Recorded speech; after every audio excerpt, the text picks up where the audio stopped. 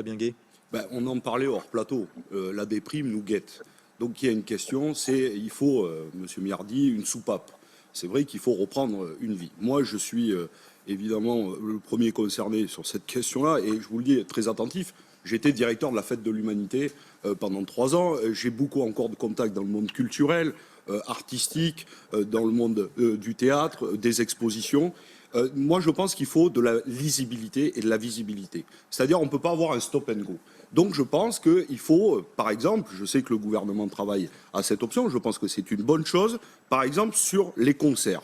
Il va avoir à Marseille et à Paris, à l'accord Hôtel Arena, un concert test pour savoir dans quelle mesure on peut accueillir les personnes dans les meilleures conditions sanitaires. Je pense qu'il faut que ce test aille au bout et que si les choses se déroulent bien et si nous restons à ce niveau-là et que l'épidémie ne reprogresse pas, donner le signal que nous pouvons réouvrir au fur et à mesure, parce que nous avons besoin. Par exemple, je vous prends le monde des festivals. L'an dernier, les festivals n'ont pas eu lieu de l'été. Si c'est une deuxième année blanche, mais ça va être une catastrophe pour le monde culturel. C'est-à-dire que beaucoup de structures vont tomber. 2 années blanches, c'est-à-dire pour les associations, c'est fini.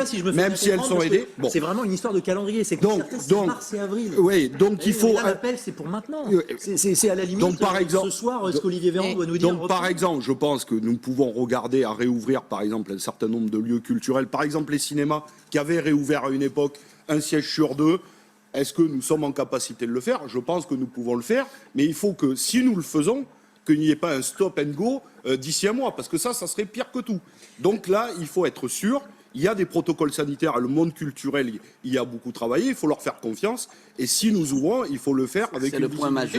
C'est le point majeur. Surtout pour que l'été, j'ai envie de dire, on puisse reprendre une vie culturelle normale.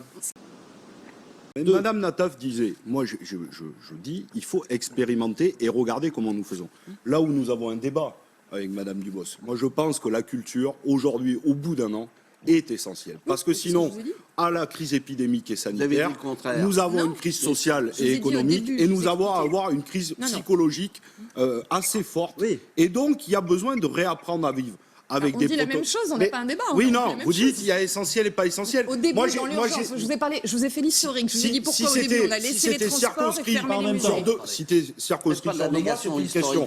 À partir du moment où, vous avez raison, nous ne savons pas où nous allons, les variants, ça peut peut-être durer plusieurs semaines, plusieurs mois, espérons-le, le temps possible, mais si c'est encore pendant une année, on ne va pas pouvoir se priver de culture pendant une année. Ah non, donc c'est pour ça que je reviens. Et il ne faut pas mettre toutes les oppositions dans le même sac, et je ne supporte pas ça, et y compris de me faire dire des choses que je n'ai pas dites.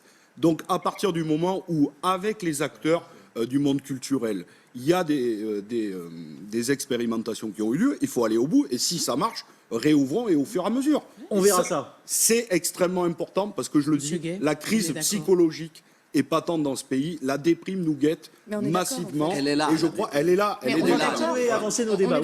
J'ai répondu. Réponse Olivier Véran ce soir.